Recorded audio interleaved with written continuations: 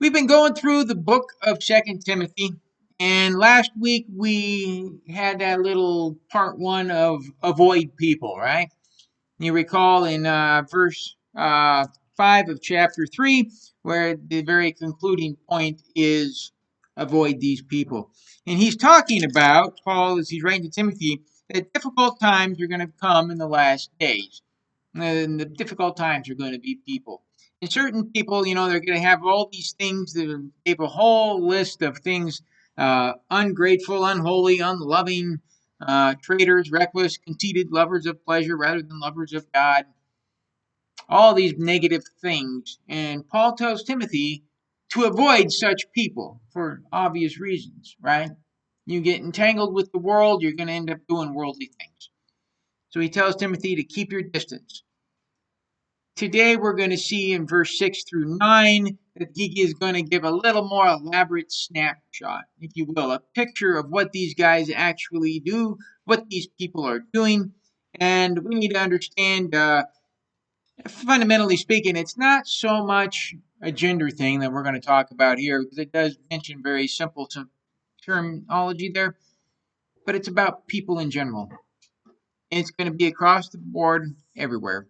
So if you will, you can turn to 2 Timothy 3, and we'll start with verse 6 and read through 9, and then we'll talk a little bit about it.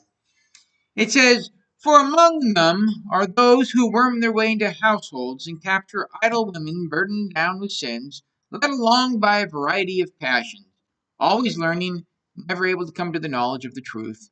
Just as Jannes and Jambres resisted Moses, so these also resist the truth. Men who are corrupt in mind, worthless in regard to the faith. They will not make further progress, for their lack of understanding will be clear to all, as theirs was also." Very short little three things, and I kind of want to talk about these bad people. And Timothy, you got to understand, is a pastor, fairly young individual, not necessarily new to the faith, but young and perhaps a little bit on the timid side, given everything we know about him.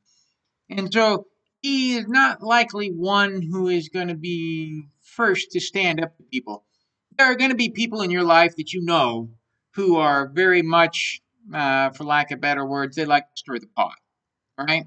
They like to stand up and be confrontationalists. When something isn't going the way they want, they're the first ones to tell you that, right? That's not Timothy. Timothy's the guy in the back who kind of talks in a small voice, you know? And Paul's telling Timothy, hey, you got to stand up and do some things. But in the end, he goes, you need to be watching for these people, but don't worry, because in the end, God wins. In the end, God wins. So we see the first part right there in verse 6. It says, "For among those who worm their way into households." These are the people that worm their way into the household. That's a very fascinating term, worm.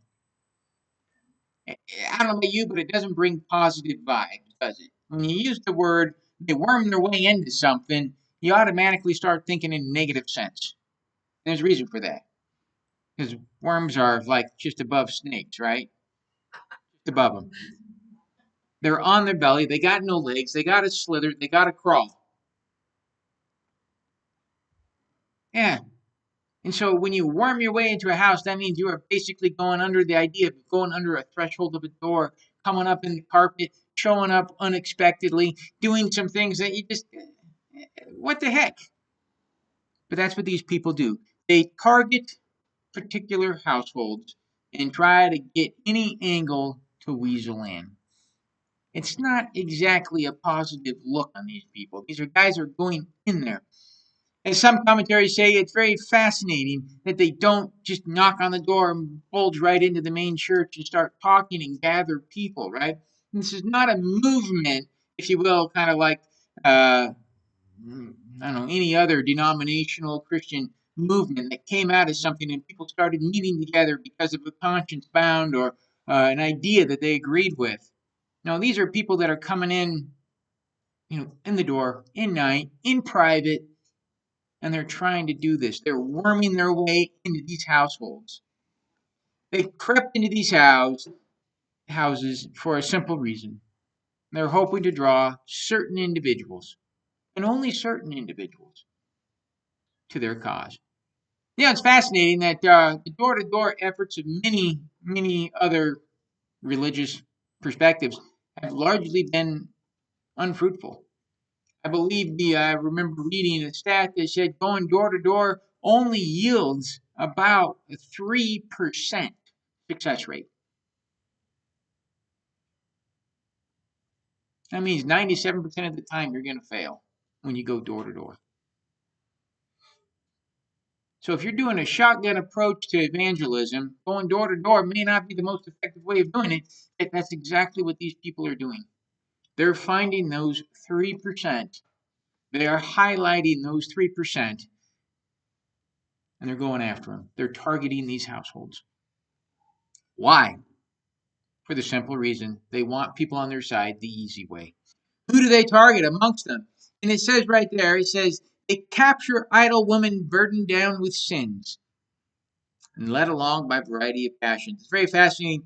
They will capture these type of people. They target these. Other translations will use the word weak or silly. And one thing we have to make note of, this terminology for our women, that's a picture.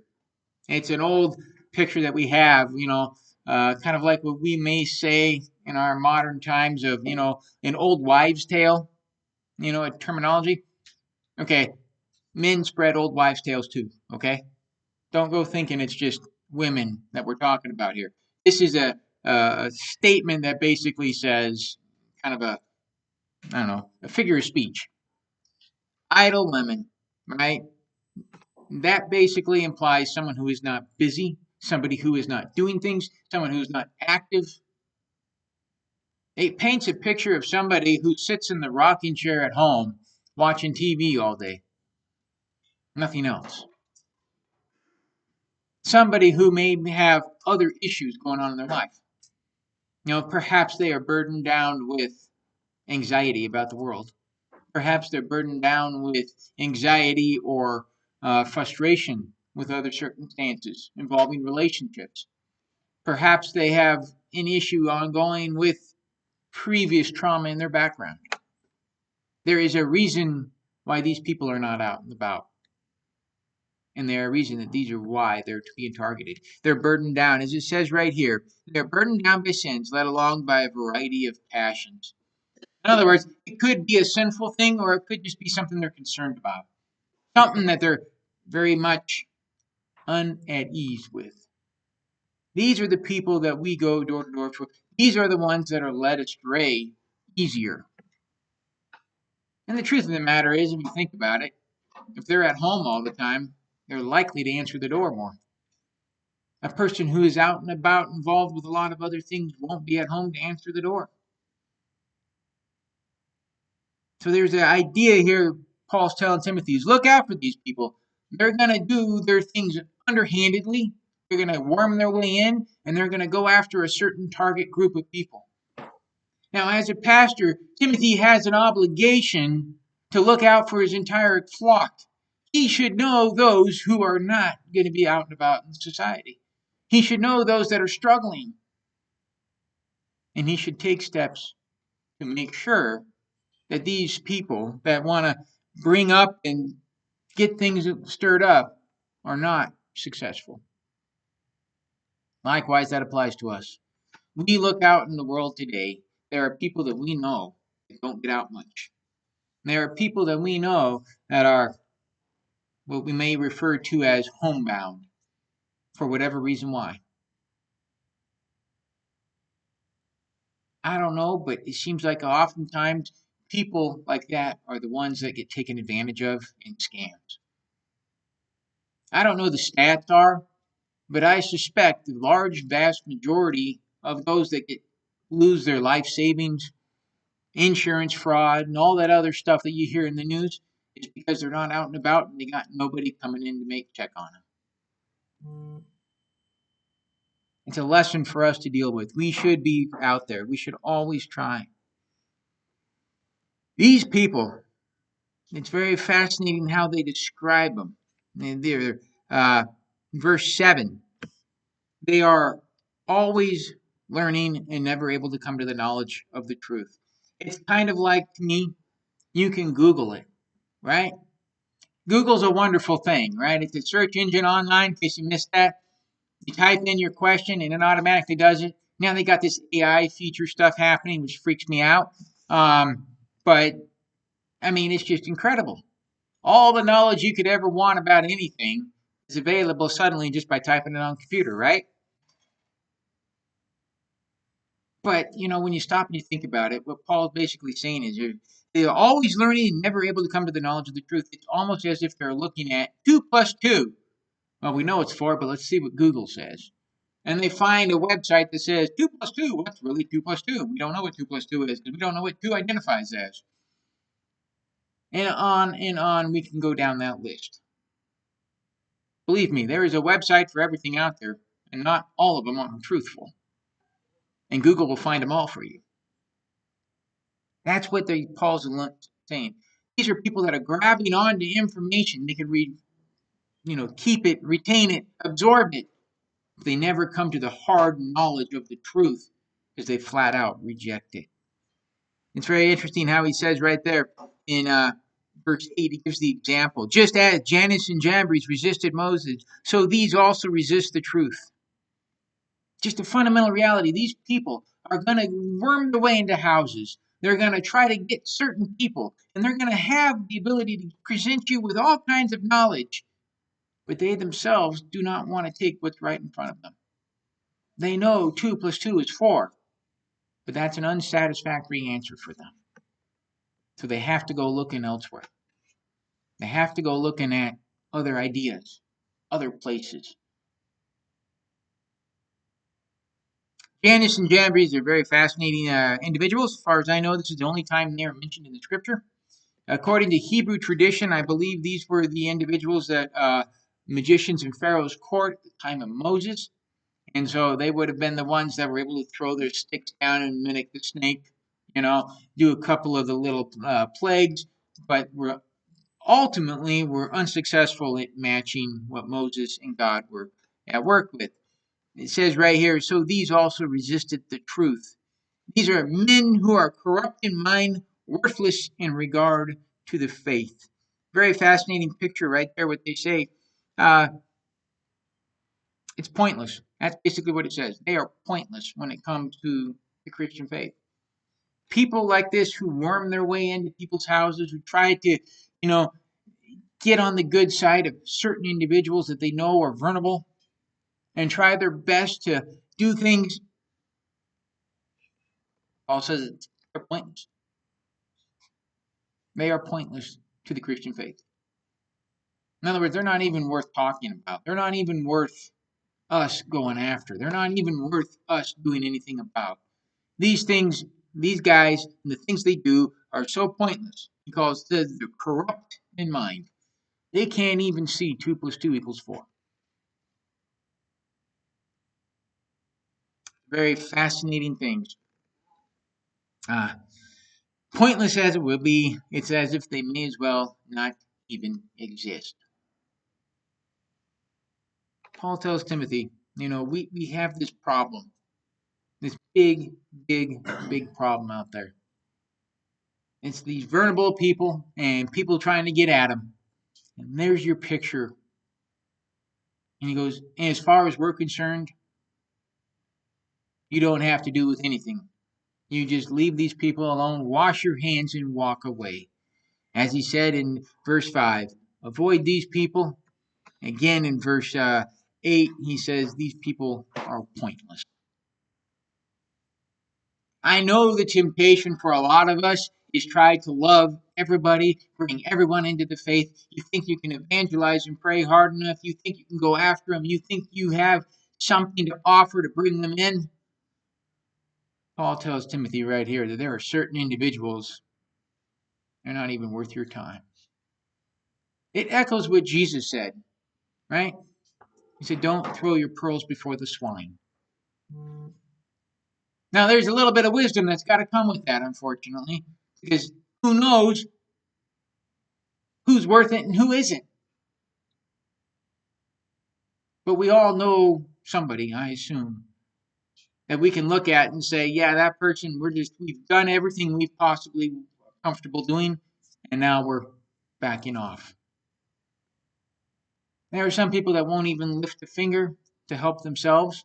There are some people that won't, no matter what the obvious truth is, they won't see it in front of them. And arguing with them is pointless, so you may as well just stop. Right? I've had relationships with people who literally grab onto an idea, whatever crazy idea it may be, and they run with it. And they hold fast to it. And they go looking in the scriptures, online, in nature, wherever, to find justification for this idea. And it's like at some point you just say, no, I don't think so. And then it's like, okay, it's time to back off. You have to back off. My dad tells the story of a gentleman in the community years ago. He lived alone. That may be first part of his problem. His wife couldn't tell him he was wrong. He believed electricity was generated in trees. The constant motion of trees created electricity. And no matter how many times he hooked up 2 wires to a tree, he got nothing. Could not power his house. And he just spent his time trying to figure out how to harness that electricity that was in the tree. Because clearly there's electricity in the tree, right? No matter how many times his neighbors told him, you're wasting your time. No matter how many times they tried, no matter how many times they laughed at him, no matter how many times they argued with him, he was convinced. And that's where at some point you just have to say, okay, clearly this is going nowhere. We have to back off. It's the same with Paul. He's telling Timothy, you have to know when to back off. Avoid the people who have the characteristics of what we talked about last week, ungodliness, and then today we see the picture that are worming their way into houses, that are going after select individuals, trying to get them on his side, their side. They're just resisting of the truth altogether. The obvious that's in front of them, they will want nothing to do with it. Paul tells them, avoid them. Know when to back off. Just don't do it. These people have these characteristics. But it's very disappointing and frustrating, I think, for some of us. When we look at the world and we realize that person gets to go pretty much unchecked. They can say whatever they want about electricity in the trees, and there is nothing we can do to stop that.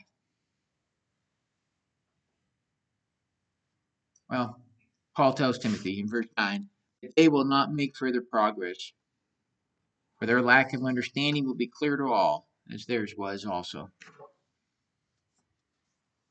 I have yet to see a power plant with wires running into a tree.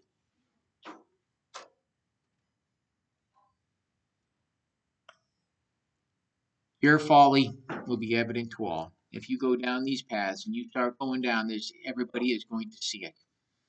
Not too long ago, there was an individual, and maybe you remember, he predicted the world was going to end. I know there have been a lot of those, but this guy, not too long ago, and he encouraged all of his followers to sell all of their belongings, everything they had, right, and give it to his group of his church, and he was going to, award them in heaven. So all these people sold their houses, they quit their jobs, right? And they were telling everybody, hey, the world's going to end on such and such day. Now the day came and went. All these people, homes, careers, lives, ruined. Everybody saw this was a crazy thing to begin with. Anybody with any kind of mask between their ears would have said, this sounds funny.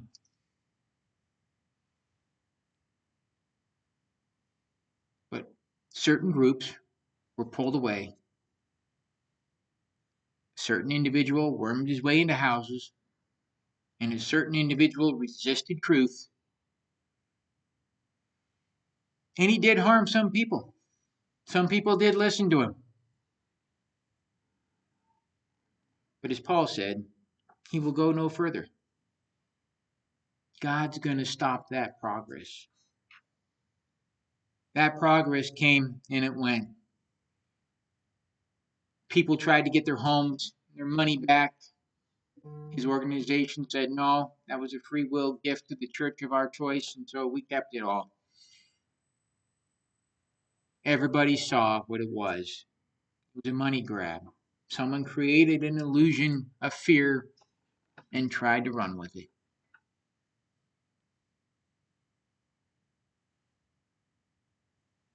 Folks, they make no further gain.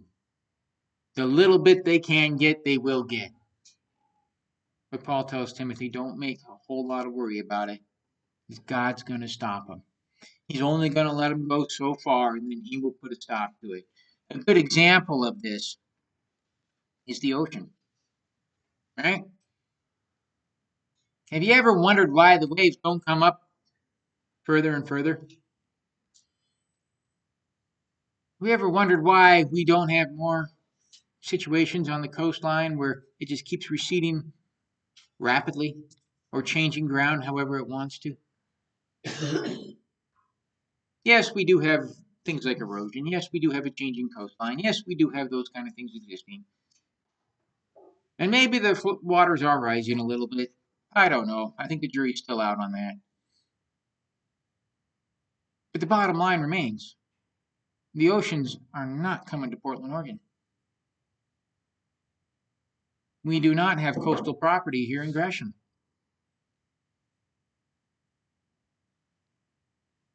Why? God stops it. God tells the ocean, you can go so far and that's it. God's in control. If God can stop the water, he can certainly stop the spread of misinformation and evil intents.